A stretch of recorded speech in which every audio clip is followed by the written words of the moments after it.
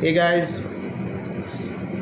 जो एनटीए के डीजी हैं अभिषेक सिंह, उन्होंने अभी एएनआई को एक इंटरव्यू दिया है। उस इंटरव्यू में बोल रहे हैं कि हम लोग हैं वो नीट को लेके एक जीरो टॉलरेंस नीति पे चल रहे हैं कि मतलब अगर हमारे जो स्टैंडर्ड जो हमने सेट कर रखे हैं उससे अगर थोड़ा सा भी चीज़ें इधर उधर होती हैं, एक भी क्वेश्चन अगर इधर उधर होता है तो हम ये मान के चल रहे हैं कि चीज़ें हैं वो आउट ऑफ कंट्रोल हो गई हैं और हम पेपर को निरस्त करने के मूड में हैं। ये हमारी नीति है। मतलब उनका मोटा मोटा ये कहना है कि हम जीरो टॉलरेंस पे चल रहे हैं। तो जिन भी स्टूडेंट्स के नीट 2024 में अच्छे मार्क्स थे 640 प्लस, और जिनके नीट 2025 में 510 के आसपास नंबर थे, तो क्या वो लोग जाके सुप्रीम कोर्ट में ये नहीं बोल सकते कि हमारा 3, और जिनके 510 के आसपास थे और इस साल जो फिर नीट में अपीयर हुए, क्या वो सुप्रीम कोर्ट में जाके ये नहीं बोल सकते कि 3 साल से हमारा जो मेंटल हैरेसमेंट हो रहा है उसका कंपनसेशन कौन देगा?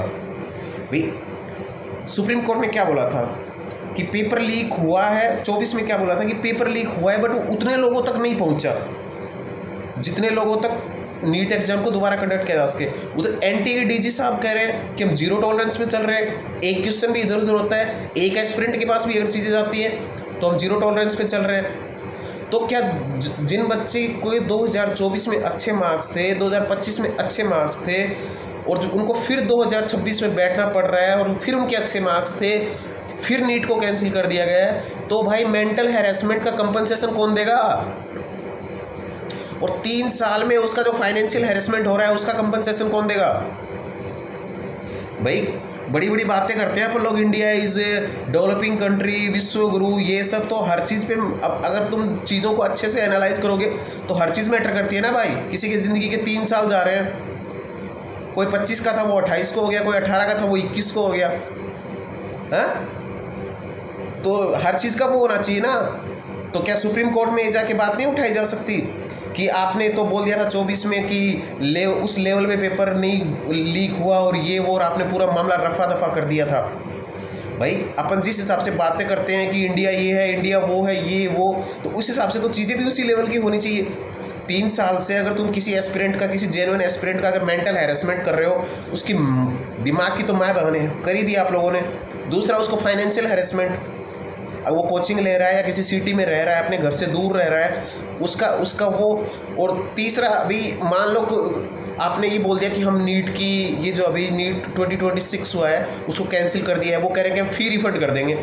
अरे भैया, आप तो उसकी तो फीस रिफंड कर दोगे, लेकिन किसी को सेंटर पे जाने के लिए पैसा लग रहा है, वापस आने के लिए पैसा लग रहा है, वो सब चीज़ें कहाँ? उसका कंपनसेशन कौन देगा? क्या देश अभी भी आईडीए से चलता रहेगा?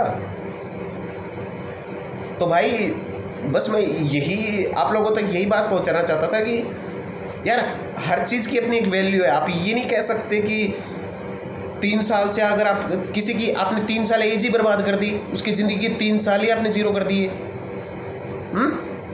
तो उसका कंपनसेशन कौन देगा? 3 साल उससे पूछो जिसकी किसी बाप का बड़ा बेटा बेरोजगार बैठा हो, उससे पूछ के देखो ना 3 साल क्या होते हैं। या किसी लड़की के घर वालों ने बोल रखा हो कि इस अटेम्प्ट के बाद तुम्हारी शादी होगी और उसके साथ ही खेल चल रहा होगा, तो भाई थोड़ा सा मेरे ये दिमाग में ये चीज़ आई तो मैंने सोचा क्यों नहीं शेयर कर लेते हैं। भाई हर चीज़ की अपनी एक वैल्यू है यार, मेंटल हेल्थ की भी एक अपनी वैल्यू है। अभी साला 3 मई से पेपर हुआ है और अभी 12 मई के आसपास होंगे, साला नीट वाले सो नहीं पा रहे हैं। इससे भयंकर टेंशन तो उनको नीट से पहले नहीं थी।